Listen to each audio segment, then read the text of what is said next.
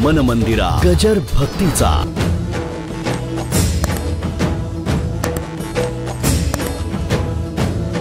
कोणत्याही गोष्टीकडे बघताना एक विशिष्ट दृष्टी पाहिजे, तरच समाधान मिळतं, नाही तर नाही मिळत समाधान.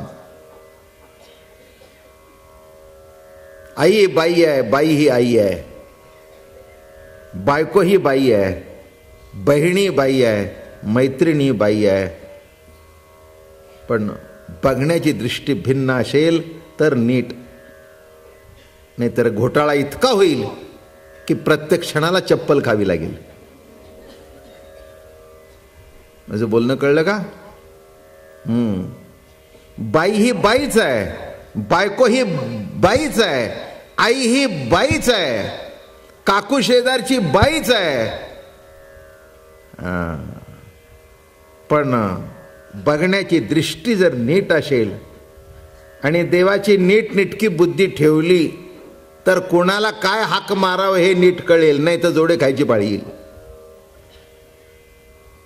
शेजारच्या बाईला वहिनीच म्हणावं, काकूच म्हणावं. अगं इकडे ये ग जरा, असं नाही म्हणू.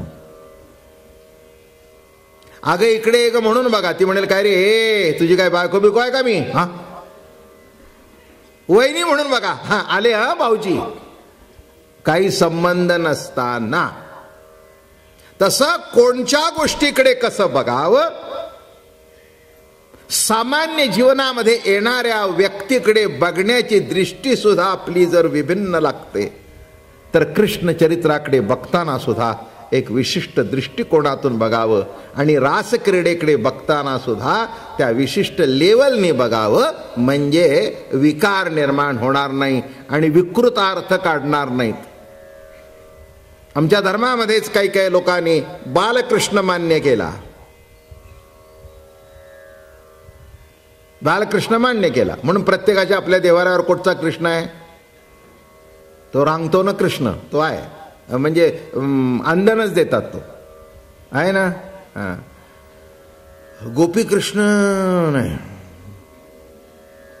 राधा कृष्ण नाही, म्हणून बालकृष्णाची पूजा करणारे सगळे आहेत, पण राधाकृष्णाची पूजा करणं जरा अवघड आहे. अख्ख्या भागवतामध्ये राधेचं नाव नाही आहे. राधेचं नाव अख्ख्या भागवतात नाही आहे, पण आहे.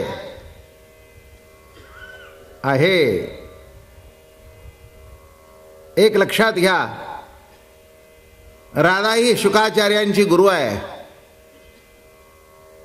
राधा ही शुकदेवांची गुरु आहे. आणि आपल्याला कल्पना असेल नसेल, केव्हा तरी मागे सांगितलं होतं एकदा, नसेल लक्षातही नसेल, मागच्या जन्मी शुक एक पोपट होते, राघू होते आणि ते राधेकडून शिकले होते. श्रीकृष्ण कृष्ण कृष्ण कृष्ण कृष्ण म्हणायला कुठून शिकले होते? राधा त्यांची गुरु होती आणि राधा त्यांची गुरु असल्या कारणाने गुरुचं नाव कधी घेऊ नये, गुरुला नावाने कधी हक मारू नये. आणि म्हणून अख्ख्या भागवतामध्ये श्री ही उपाधी फक्त दोघांना आहे. एक श्री शुक वाच आणि श्री कृष्ण वाच. श्री कृष्ण आणि श्री शुक, श्री व्यास नाही. श्री व्यास नाही, कुणाच्याही नावामागे श्री लावलेलं नाही, पण शुकदेवांच्या मागे श्री लावलेलं श्री शुक. या शब्दाचा अर्थ कळला का? श्री म्हणजे राधा, त्यांच्या नावातच राधा आहे. आणि श्रीकृष्णाच्या नावातच राधा आहे. श्री कृष्ण म्हणजेच राधा कृष्ण. म्हणून लक्षात ठेवा, एकाची गुरु आहे आणि एक तिच्या स्मरणात आहे, असा हा श्री शुक आणि श्री कृष्ण. म्हणून गोपिकांचं वर्णन करत असताना गोपी म्हटलं, पण राधेचं नाव घेतलं नाही.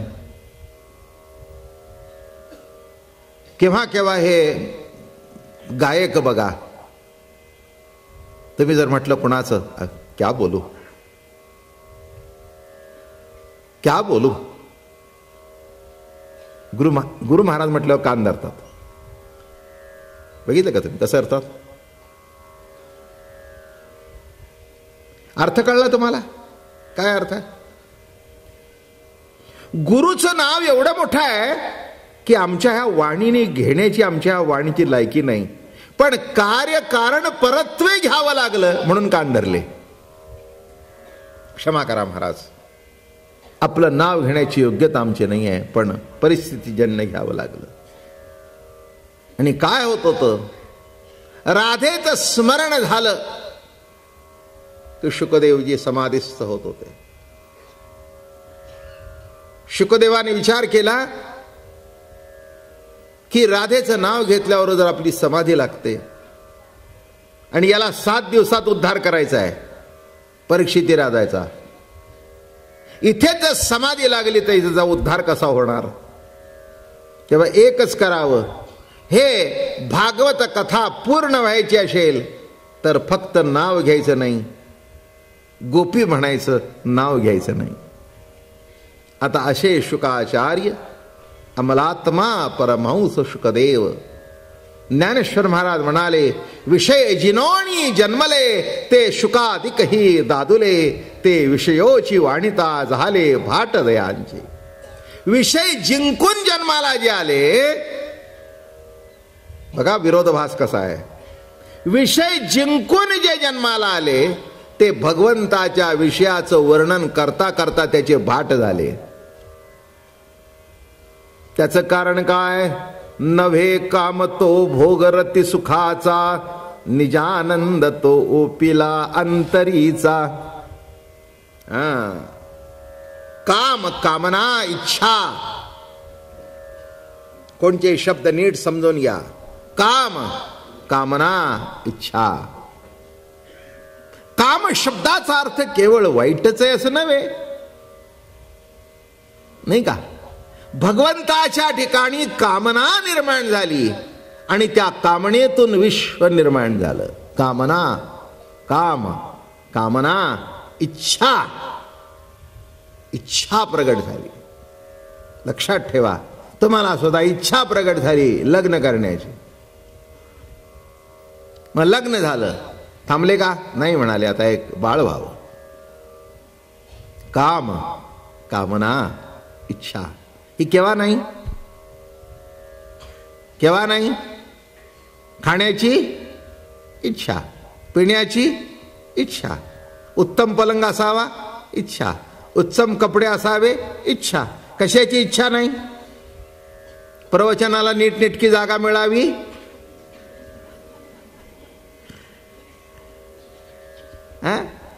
आपल्या जागेवर कोणी अतिक्रमण करू नये, आहे की नाही? मला इथल्या समाजाचं खरंच अशोकराव मोठं कौतुक करण्यासारखं आहे. मी इतक्या वर्ष बघतोय, जिथे बघावं तिथे गेल्या वर्षीचा माणूस त्याच जागेला आहे. It is really creditable. नाही, खरंच क्रेडिटेबल आहे. आश्चर्य आहे. मधली लाईन बघा, पुढची लाईन बघा, पुढची बघा, मागचा सुद्धा पुढे येत नाही. मागचा पुढे काय येत नाही म्हणा. अहो, म्हणाला गेले 5 वर्ष इथेच बसून ऐकतोय. काय आता खुर्च्या मोकळ्या असल्या तरी पुढे मांडी घालून बसणारी मांडी घालूनच बसतात. मी म्हटलं तुम्ही मांडी घालून का बसता? खुर्च्या तिथे आहेत ना. नाही हो म्हणले, समोरून बरं वाटतं. मी कशा करता सांगतोय? ही सुद्धा कामना आहेच, ही सुद्धा इच्छा आहेच. नाही कुणात कामना? बाबा महाराजात सुद्धा कामना आहे, नाही का? ती कामना आहे म्हणून तर प्रवचन चाललीत. ज्या दिवशी कामना संपेल त्या दिवशी प्रवचन बंद करून घरी बसेल. बोलणं कळलं काय? ज्या दिवशी कामना संपेल, आज प्रवचन करू नये, बंद, बंद तर बंद. आज ती इच्छा आहे, कामना आहे. आपल्याकडे जे आहे, प्रभू जे आपल्याला सुचवतो ते लोकांना सांगावं. कुठेतरी थोडा जीवनामध्ये, या दुःखरूपी जीवनामध्ये एक तास का होईना आपल्याला आनंद देता आला तर द्यावा, ही कामना आहे.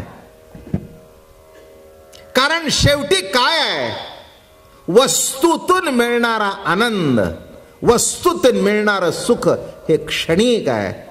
आणि इथे मिळणारा जो आनंद आहे, नित्यानंदा पुढे आनंद तो कोण. काय म्हणतायत, निळोबार आहे, सुंदर गवळण गातात. नित्यानंदा पुढे आनंद तो कोण, विषय सुख बाई बापुडे ते क्षीण, जेथे नसरेची वैकुंठ सदन, शेषशाही त्रिकुट भुवनवो, नेघो म्हणून त्यागी ती परता, घेऊ संग सुख हरीच्या सांगाते. काय लिहितायत बघा, नित्यानंदा पुढे आनंद तो कोण. सामान्य किंबहुना एक महत्वाचा मुद्दा सांगतो, दुःखाच्या सापेक्ष सुख आहे, पण आनंदाच्या सापेक्ष काही नाही. आनंद म्हणजे आनंदच. मन मंदिरा गजर भक्तीचा.